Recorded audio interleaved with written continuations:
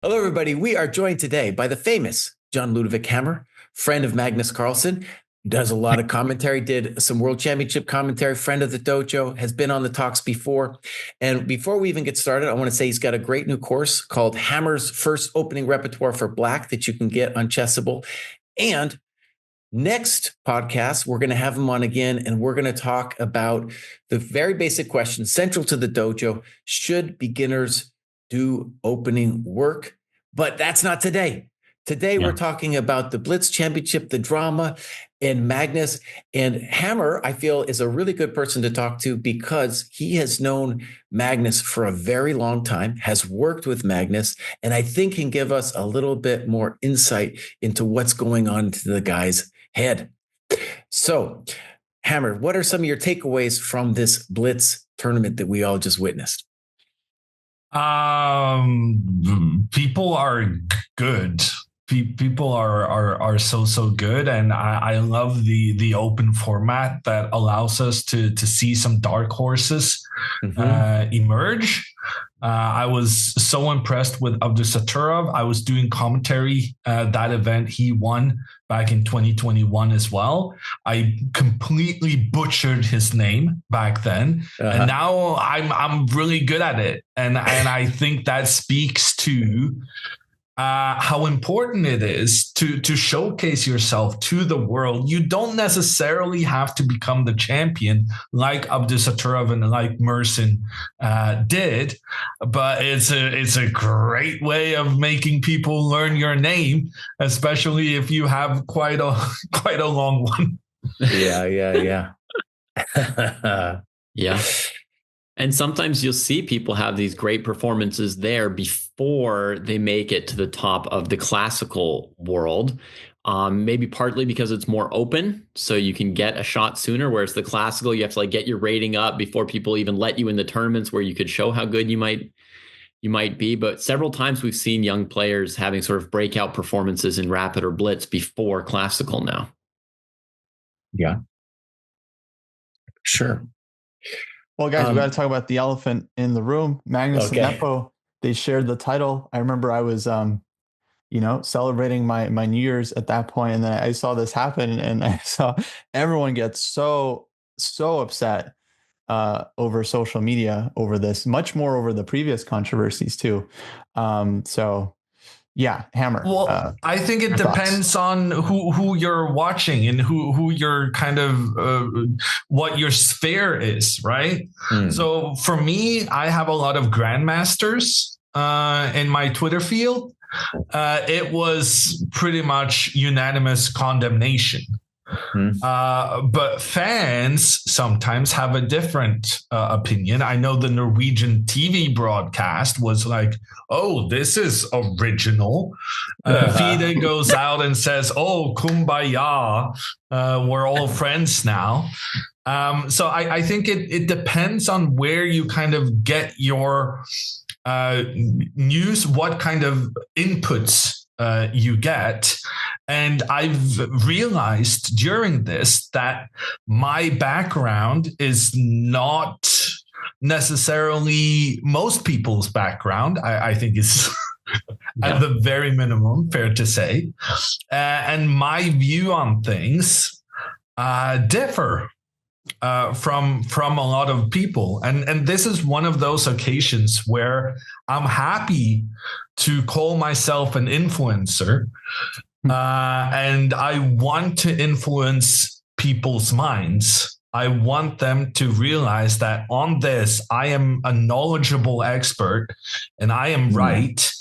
And you can't do that. In a competition, you can't share the win. That's not how we do things. And so many people quote this thing in the what is it, pole vault or high jump? Yeah. I posted this as well. I was one of the people that posted the high jump thing where they shared. I thought that was outrageous because I remember that happening, and I remember me thinking, "Oh, that's so bad." While everyone else was like, "Oh, hooray, kumbaya, brotherhood." But slight difference in that one. In that one, it was actually in the regulations, right? That it's optional whether or not to keep doing the tiebreak thing. So this which is even more unprecedented, right? Massive difference. In high jump, it was part of the regulations, whereas here we just made it up. But still, that being said, I'm not sure it should be in the high jump regulations, but that's another matter. I didn't speak out about that because I couldn't give a rat's ass about high jump. Right. You were not the greatest expert on it. There's not a million people waiting to hear what you think of the high jumpers. Yeah, but it doesn't change the fact that it was wrong then and it's wrong now. It's just that I never had a reason to publicly say it was wrong then because there's not a lot of people who care about my opinions on high jump. From what I'm hearing, Hammer, you're not going to change a lot of minds despite finally stepping into the role of influencer here because A, people's minds are rarely changed, and B, most people seem to agree with you. So you can't change their minds if they already agree with you. I think you're wrong. I don't think most people agree with me. I think. Yeah, no, go ahead. I mean, I'm curious. Kostya probably is the greatest expert on social media of the four of us. So I'm curious what he thinks. What I was sort of hearing was that on the genes, it was kind of 50-50 between FIDE and Matt and whether FIDE should be harsh about it or soft about it. And that on this sharing thing, it was like more than 90% of people were against it. No, it was surprisingly more like 35-40 were saying that it's okay. And it was a surprise to everybody. There was a poll that Naka did that came out like that. And I think Agard also ran a poll, similar kind of numbers. So that's what Hammer's saying. It was a surprise. It's not universal. You also have to realize that a lot of these people are polling chess people. Right. But then if you start polling the viewers of the NRK broadcast, who are mostly Magnus fans and not chess, diehards, then I think you will also find that you are very much influenced by what the broadcast you're watching, right? So if you're watching the FIDE broadcast, you're going to be like, FIDE is trying to spin this as a nice thing. You're going to be like, oh yeah, that's nice. If you're watching the NRK, the Norwegian broadcast, they were also kind of okay with it. So then you're okay with it as a viewer. And then if you're watching the Nakamura stream where I was doing commentary alongside Hikaru when it happened, you would probably be influenced by the fact that I was screaming for 20 minutes before it was even confirmed that was what was happening. Right. Oh. Now, Hammer, let me just get your take. I want to just step back a second and just see if we're kind of aligned in terms of how it kind of went down, even from a psychological perspective. So, first of all, back in the day when I was a kid, there was a thing called Grandmaster draws. And basically, it was a situation where both players felt tension, not confidence in themselves, and they would think that the position was kind of equalish, even though it was often very dynamic.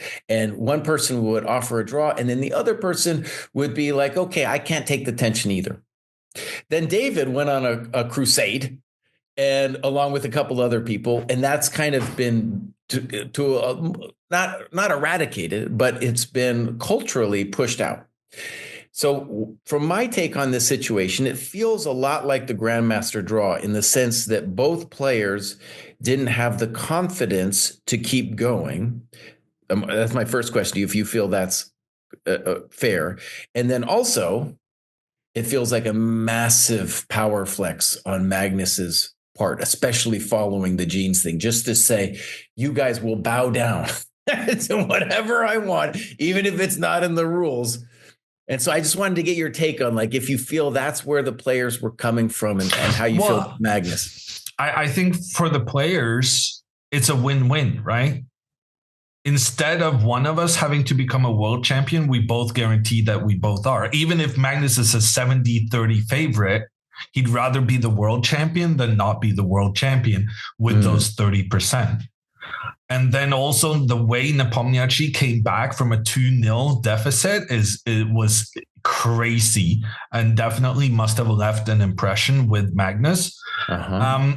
Also, the two of them, at the very least, before they played a world championship match against one another, which I think can sometimes kind of create this a necessary view of, oh, he's the enemy.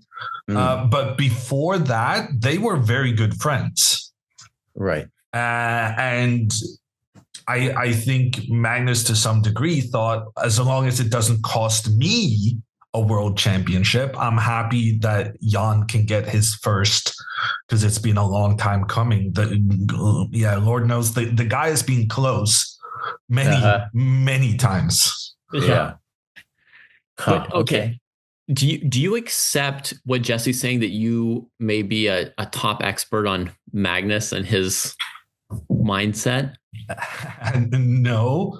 But I think I do have more insights than most people, and I think I can also give some context from just being very familiar with the Norwegian chess life kind of thing. Right.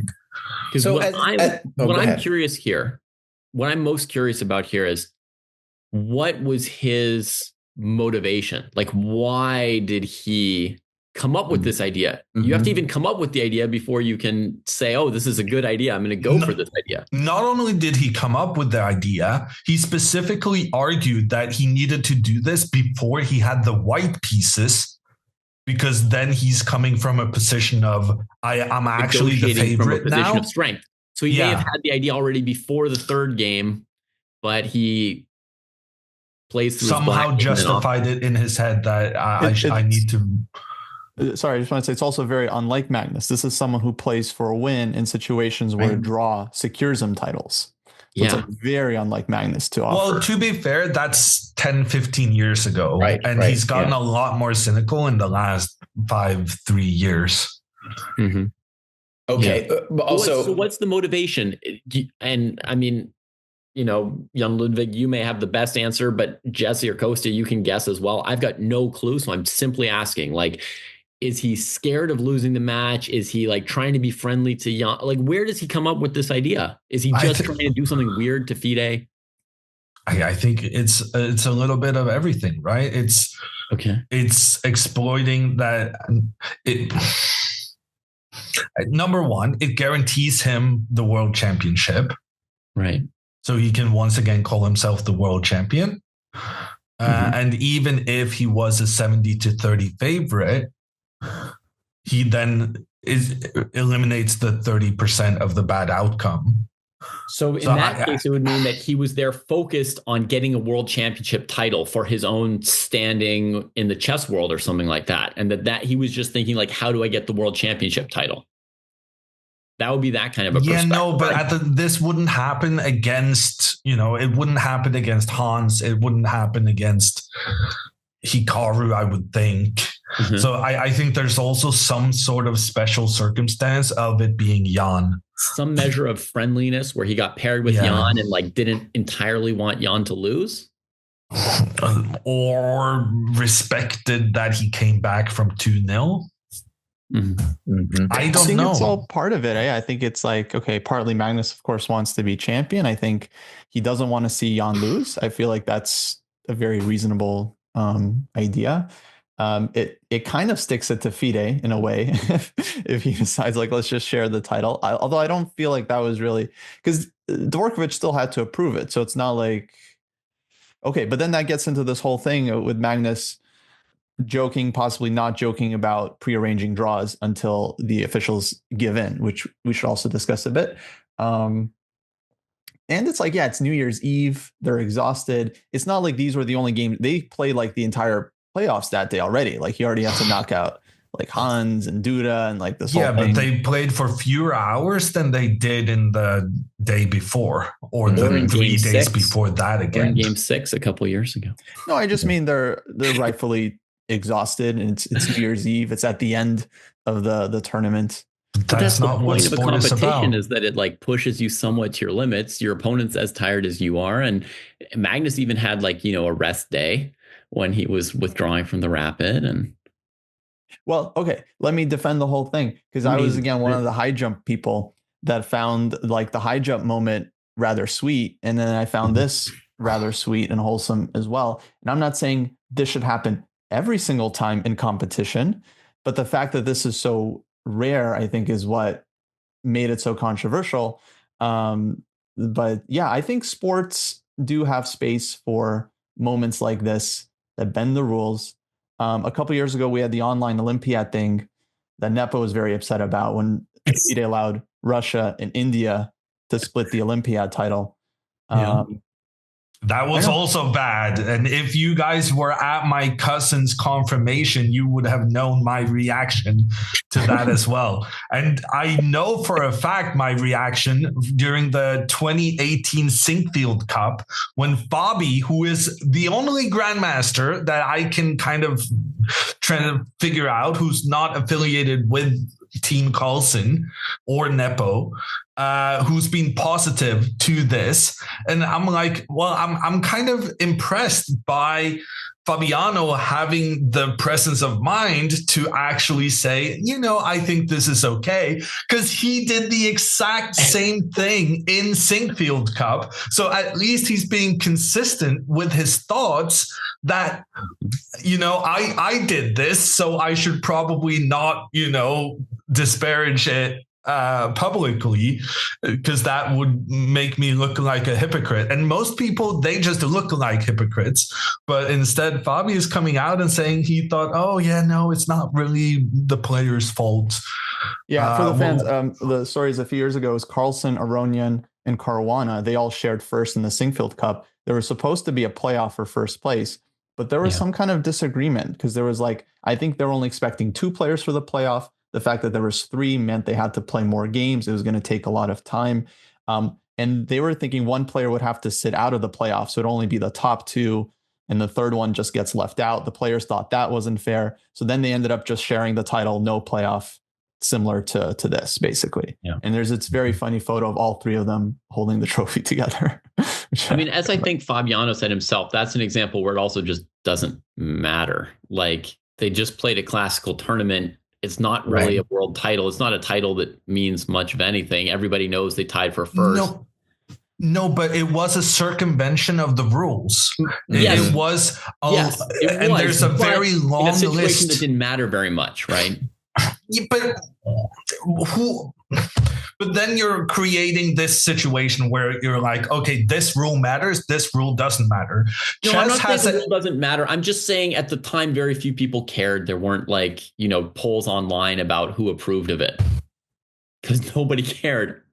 No, but that's a terrible argument. Who won the playoff? It's a terrible argument, because it's about the players not reading the rules before they sign up to tournaments. It's about the players not adhering the rules if they find out something they didn't like during the course, after which they should have already made their objections. And this wasn't the first time it happened kind of in Sinkfield Cup that the rules were kind of considered, we'll just make it up as we go.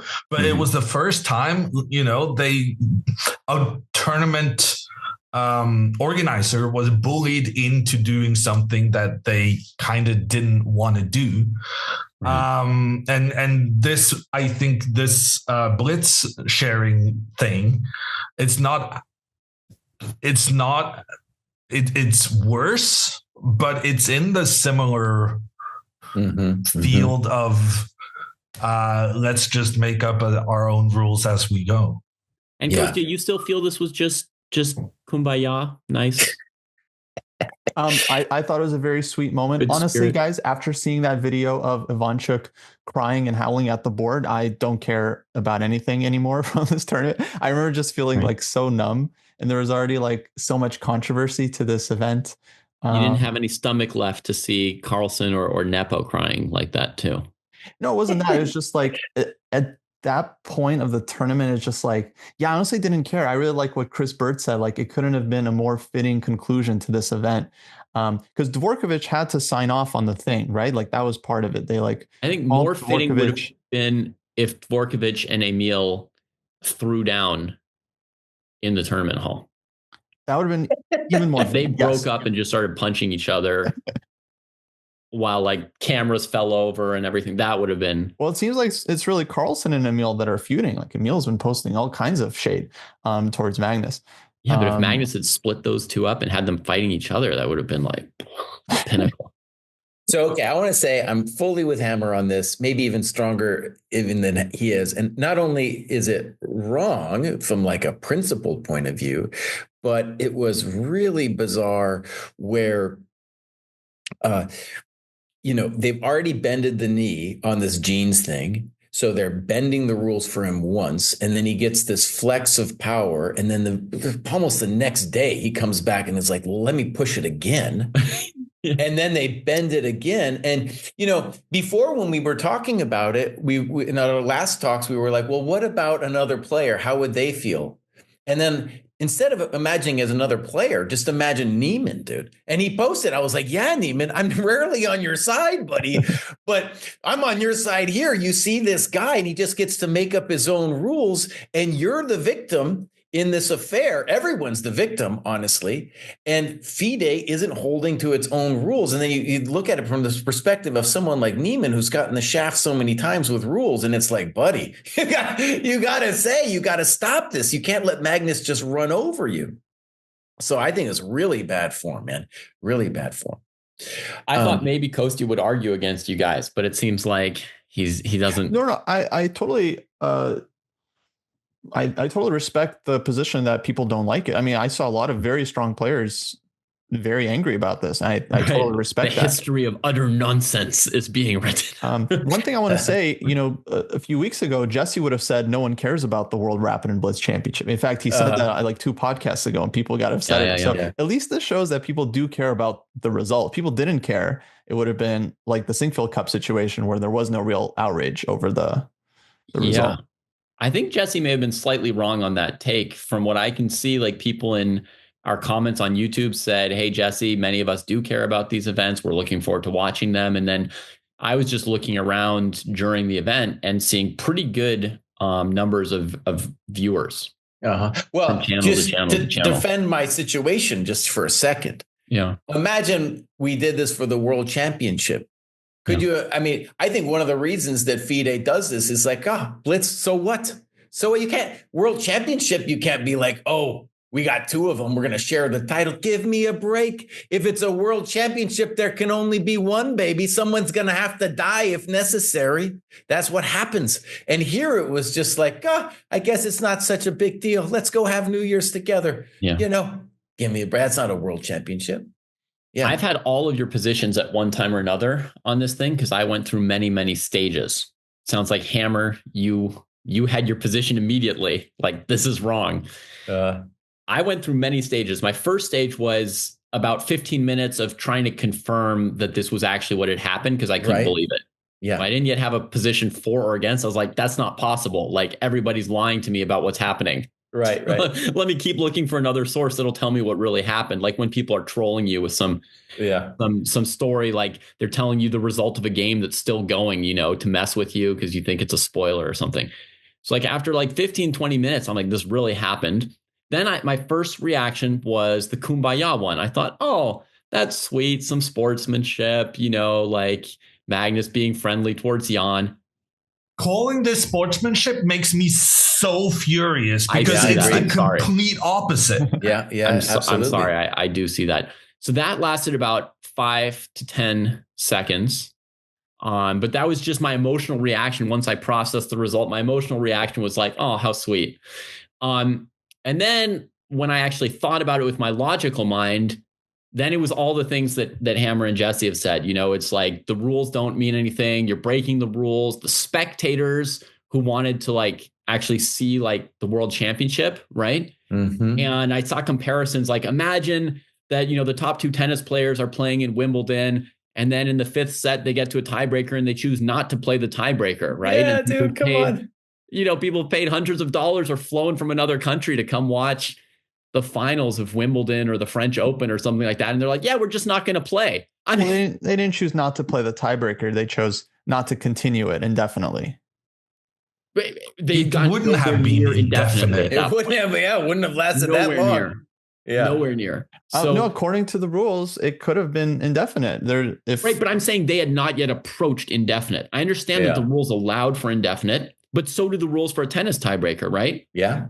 And maybe one day when a tennis tiebreaker is at like 89 to 89, maybe somebody will make an exception to that rule one day, right? But it's never come up, and it would not have come up here either. I also want to mention that the biggest, greatest sporting events and the best spectator experience is not watching a blowout. It is watching when it is super close and when you can feel the tension, and one mistake is all that, double overtime, or you Americans are good with this stuff. Yeah. Those are the most exciting ones, because that's when you're sitting at the edge of your seat. When Magnus was up 2-0 in the match, it was not that exciting. When Nepo wins the next one, and then with the black pieces launches every piece he can at Magnus's king, that is excitement. It's tied, but that's the exciting bit, because you keep going. Right. And so when I thought through all these things, and then finally I'm thinking about the fans, I'm like, like the fans are robbed of like the performance. The reason that you're getting like a big prize fund when you go to a tournament like this, and that you're getting paid to play, is because there are people who want to see you play. And then when you don't play out the games you're supposed to play, it's like a fraud almost on the players, on the fans, right? Who don't get to see. Maybe also a fraud on the other competitors. So at that point, I'm like, I guess it's just wrong. Then I see the video of them talking about, or only just Magnus, right? I guess Nepo just kind of shrugs and goes, sure, or whatever. It's basically Magnus again having, I don't know where he pulls these ideas from, by the way, like, because they're just so original. Like, I wouldn't come up with these ideas. But he's saying like, oh, we can just keep making short draws until they like have to give in to us. And I'm like, well, that's like prearranging results.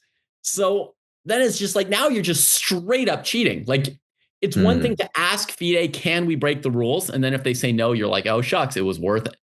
If you don't ask, you don't get away with it. But then it's like, oh, yeah. And if they say no, then we're just going to cheat. Like, what? So then I'm like the furthest I could be against them. And then I asked myself, but okay, you never know what situation people are in, what they're going through, where they are and stuff like that. I'm like, what if, like, I'm favorable towards Magnus. I've been a fan of his forever, but I'm like, what if it were like my best friend, right? Like, imagine like my best friend were there and did that. Like, would I be able to come up with anything charitable toward them? Would I defend them or whatever? And the truth is I would find some way to excuse a really good friend if they did that. I wouldn't tell them what they did was right, but I wouldn't like hate them over it. I would just, say, I understand, dog. I understand. You had a real moment of real weakness. Like searching for Bobby Fischer, right? Take the draw. I'm winning. You can see it. I mean, that was just pure charity there, right? That was just charity, the kid being sweet. And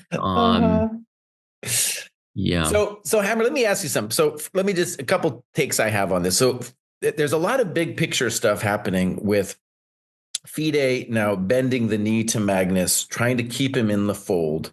This whole Chess 960 thing happening.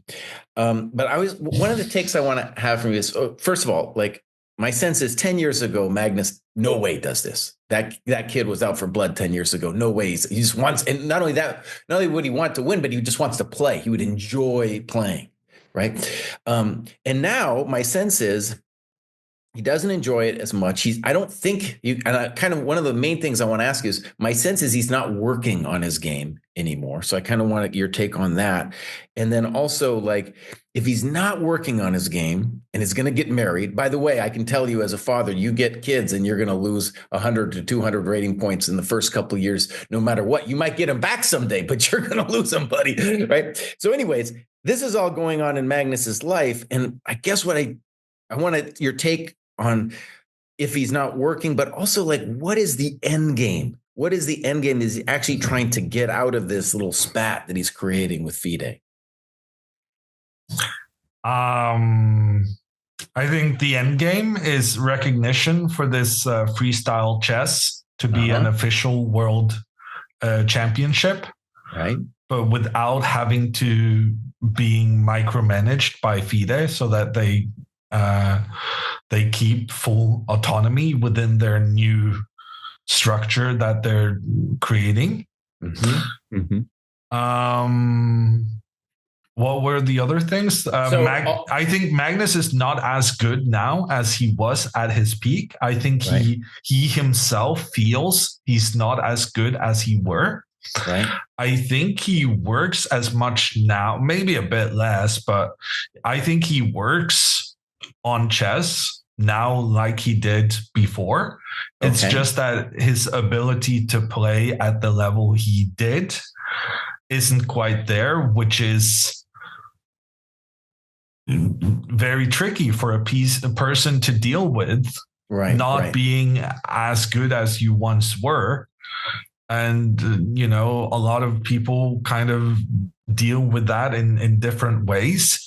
Magnus has dealt with it by quitting the world championship, and now rather than doing a 70-30 chance of winning the world championship, he now rather wants to just be 100% sure and try to share it and use brute force power to get it through. And when you say he's working, Hammer, like you're about to have a dinner with Peter Heine Nielsen, his old trainer. Does he have a team? Do we know anything about like how that's structured or anything? As far as I know, Peter is still working with Magnus. And well, I think one of my concerns when he quit the world championship was that the world championship was such a good way for him to put in a month, 2 months of really high intensity work every 2 years to really kind of give him an edge beyond, brain capacity or whatever you want to call it. Right.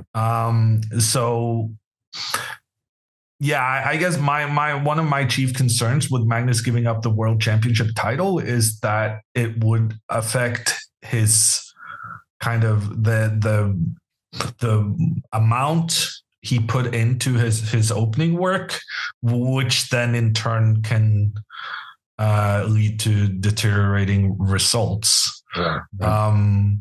But I think part of what has started this is that he doesn't feel he's as good as he once were. And even though he's still by far the best chess player in the world, that self-doubt seems to have changed his perspective on certain things, being more cynical about forcing draws when it can secure tournament wins. The best example we see now, the fact that he's willing to share a world championship title. I think you're right, Jesse, that 10 years ago, 15 years ago, it wouldn't even cross his mind. Yeah. I wanted to ask something. So you guys obviously don't like the outcome, but who do you place the blame on? Because Magnus and Nepo offered the thing and FIDE accepted it. Everybody. I don't think Nepo has any blame. Magnus was the one who suggested it, and Nepo just kind of went along with it. And also in this video, like David said, Magnus is caught on camera, but frankly, Nepo nodding along while I have my thoughts on this. Nepo, for instance, was forfeited last year because of an arranged result. I don't think the video proves Nepo's complicity in any way, even though I'm sure he would be complicit if it had been kind of what needed to be done. But that's the crux of what I find very important, is that FIDE let this go because they were afraid the players were going to cheat, because they didn't want. So FIDE has a self-interest in not creating a scandal where they have to ban two of their most prominent players for fixing draws. So it becomes, the whole thing becomes politics rather than sport, which is why this should have been just shut down. Another reason to have rules, right? So it's not like you're not second guessing why they're making the decisions they're making, right? Actually, I think that what you said is really interesting. And the parallel that my mind instantly went to was when the World Cycling Federation was protecting Lance. What a disaster. And why did they do it? Because he was their cash cow. He was bringing in all of these resources. What a great thing. So they let it go and they let it go. And everybody at the top knew, this one isn't even a conspiracy. This is way out in the open. Yeah. What would you guys have done if you had been FIDE and you... Well, I mean... First instance, you get this offer from Magnus. Why was this even relayed to... How did even Djokovic get involved? The last time an arbiter shut down Magnus, he nearly lost his career. Precisely. So if not for Geneskate, this would have been shut down by the arbiter. But because the arbiter got kind of overruled in a way, with Djokovic getting involved, that led to the arbiter referring this decision to Djokovic as well, making it a politics issue rather than a sporting one. This should have been shut down instantly. And frankly, it's bad form by Magnus to even suggest it, to even say it out loud. Do you want to split the title? Because that can mess with Nepomniachtchi's psyche. And just the idea that it's being floated. Right. When the arbiter shuts it down, then Nepomniachtchi has that in his mind. Like, I just almost became world champion without having to play my way past Magnus. Which is why it shouldn't even have been said to begin with. Which is why I place some blame on Magnus, despite him, I don't know, technically not having done anything wrong. Well, aren't there rules against talking to your opponent? Like, you can say draw and I resign, and that's about it. You can talk to him when you're not playing the game. Yeah, between games, you can say whatever you want. Yeah, why not? I say hi to my opponent if I know them. Right. I do too. Yeah. But I never mess with them. I never say hey, I saw that bad game you played last week or something like that. You're not supposed to. That's I've bad done that as well. You're definitely not supposed to conspire to prearrange a draw. That's... Yeah. You're definitely not supposed to do that. But at the end of the day, they and FIDE are saved by the fact that FIDE doesn't want to take the risk that they will. So it becomes one of these. It's definitely worse, but it's not illegal for me to think that, I'm hating Kostia's views on this. I'm going to kill him. Right. For me to think that is not illegal. For me to say that is illegal. And for me to do that is going to get me thrown in jail for a very long time. But there's this distinction between what you're thinking, what you're saying, and doing it.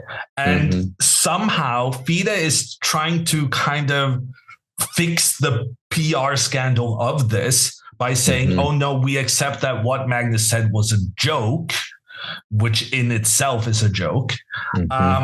And they also, there's no way it was a joke, made sure that no more games were played so that this theory didn't get tested. If the players had to play on, I think we would have gotten a winner, because I think even the players would realize that we can threaten it, but we can't actually do it. We can't actually make tons of draws, because that actually is going to be a problem. Let me confirm something. There's no way it was a joke, what he was suggesting to Jan, right? It was totally serious. He's just covering it up by calling it a joke. I don't think Magnus that's my opinion, but I mean, I don't know. That's the beauty of spoken words, right? That I have an opinion, someone else has a different opinion, and then you can mush it up together and say, well, there are differing views. To me, it definitely felt like a joke. I mean, they a giggle in the clip. So that's one thing. That's not 100%. That's the giggle of the power hungry. I don't know. To me, it was one of those things. It was just a random idea that's thrown out. I definitely didn't see two players agree to prearrange a bunch of draws as such.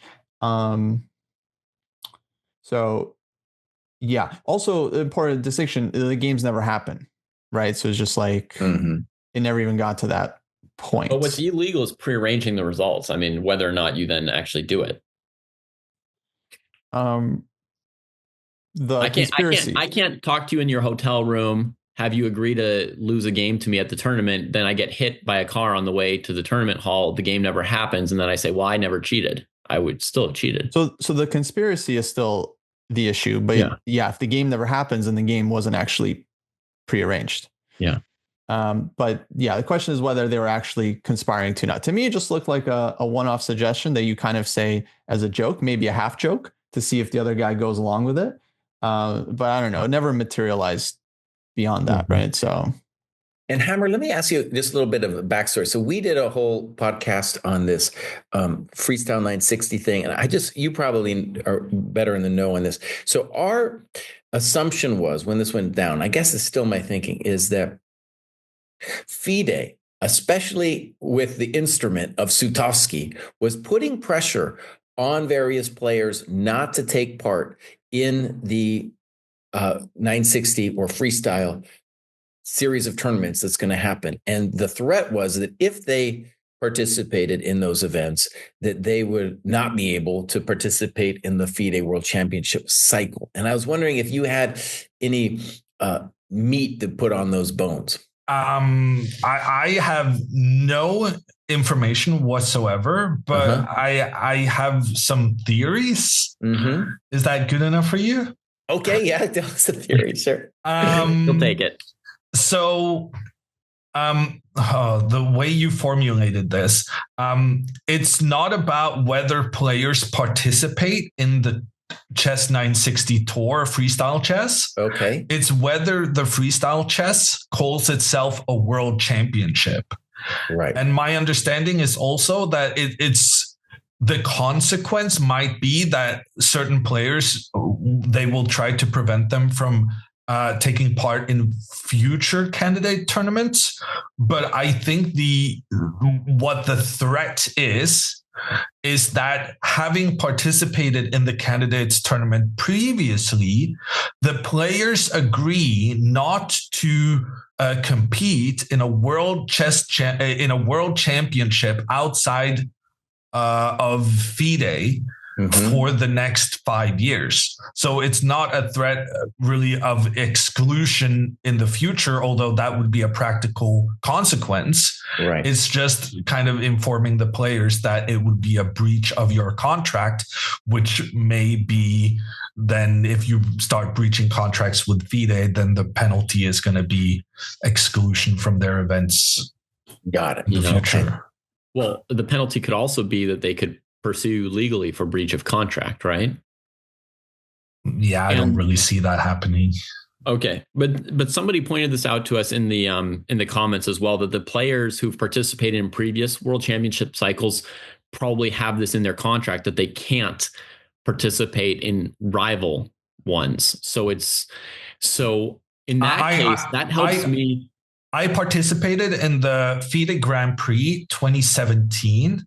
Yeah. And I think something like that was in my contract. And that's why I said 5 years, because that's how I remember it. But it's a long time ago. So in that case, I think it allows us to perhaps resolve the question of he said, where Sutovsky says he didn't threaten anybody. And Magnus and Hikaru says they did threaten somebody. Maybe what Sutovsky would say is, I didn't threaten anybody. I just reminded them of contracts that they had already signed, right? It's not a threat. I'm just reminding you that you've already signed a contract saying you wouldn't do X, Y, or Z. Yeah. That's my current guess as to how he could say that he didn't threaten them and they could feel like they were threatened. Yes. But that is a very implied threat. Yes. I mean, either somebody's blatantly lying or they're mincing words in some way like that, right? But I mean, I've never had a positive reminder of a contract clause, Let me remind you that our contract, it's never a positive sentiment. I agree. But what I find weird about all this is, why does freestyle chess even care about calling itself a world championship? I just don't understand why they're putting so much emphasis on that, when something being kind of advocated and pushed by Magnus in itself will have so much kind of... I want to answer that. A couple reasons. I want to answer that. I feel, and first of all, you should know that David's the big fan of the freestyle, aka Fisher Random.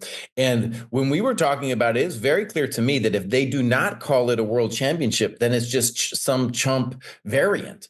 And if Magnus is playing in it and he wants it to be something, really wants it something for his ego to stand on, then it's got to be called a world championship. Some variant isn't going to do.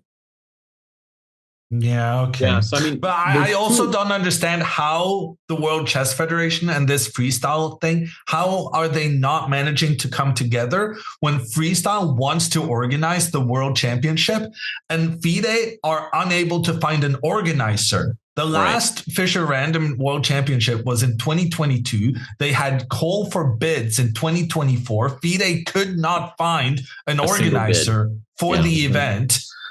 Yeah, it's just it frustrates me that there's this kind of, how can there not be? Why cannot Magnus just pay FIDE whatever they want, and for them to just say, okay, you're our world championship, we'll let you do your thing. Just make sure you pay us $200,000 annually, and you can do your own thing. I think it's not about the money. I think it's jealousy. I think FIDE wants to host a world championship where Magnus is participating, because Magnus is the golden boy.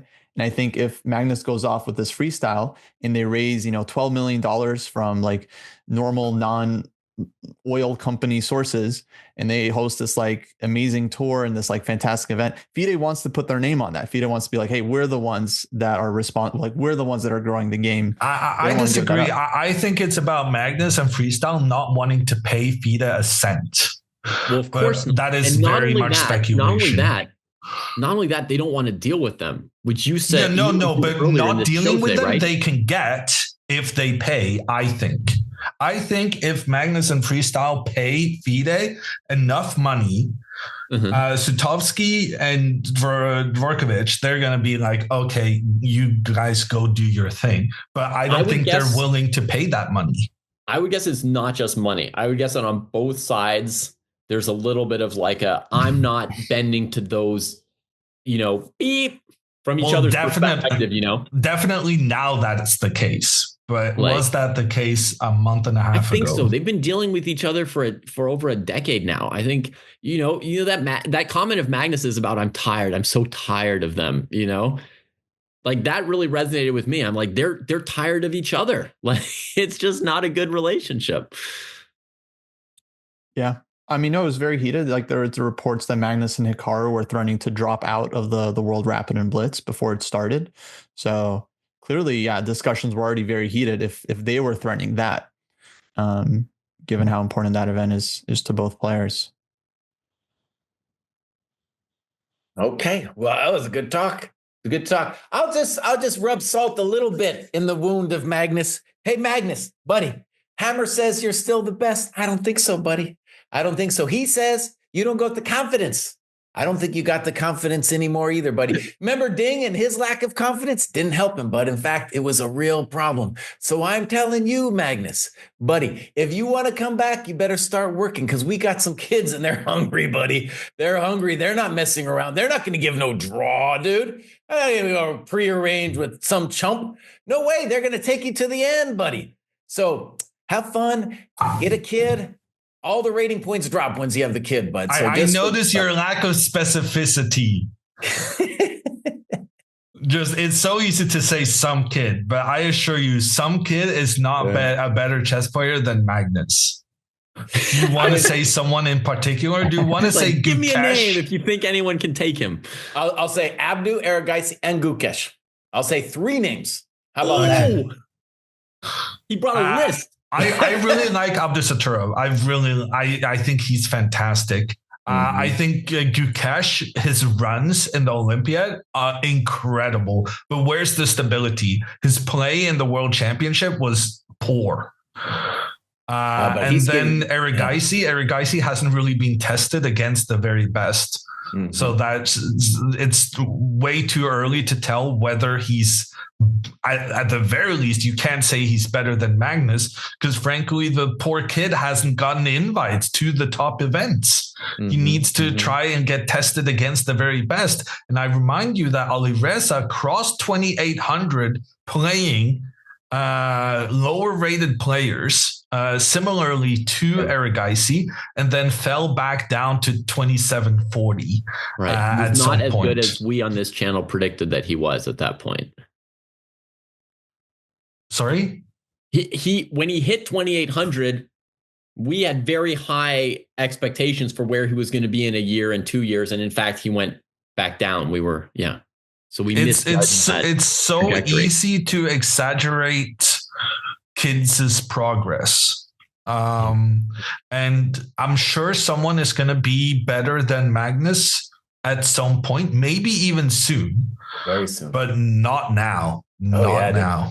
Oh. Is there any chance that FIDE comes back and makes some retroactive decision here based on the video evidence? Because if I were in FIDE, I would forfeit them at this point and go back and invite the semifinalists, which was like So and Duda or somebody like that, or Alireza.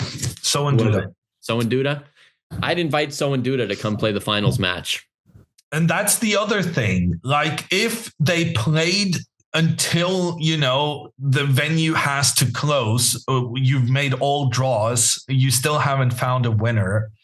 Yeah. Make it a special event. Make it like, okay, we're going to postpone this now. We're going to schedule a new thing in a month. And we're going to get the deciding, like, splitting it just makes no sense. And viewership. It's such a great event. It's a fantastic event. Go walk down the street to the Marshall, buddy. We can open that for you. We'll go all night long if it takes. Or finish it in Washington Square Park. Let's go to Washington Square Park. Yeah. That would be a spectacle of epic proportions. Yeah. New Year's Eve, New York, Washington Square Park. Yeah. Anything was better than how it was resolved. People in Times Square noticed the crowd dissipating before midnight. Everybody's starting to leave. There's nobody there to like watch the ball drop. Great, man. All right, Hammer, that was great. We're going to have you back on to talk about openings for beginners. And remember, everybody, check out his course, First Opening Repertoire for Black, Hammer's Opening Repertoire for Black on Chessable.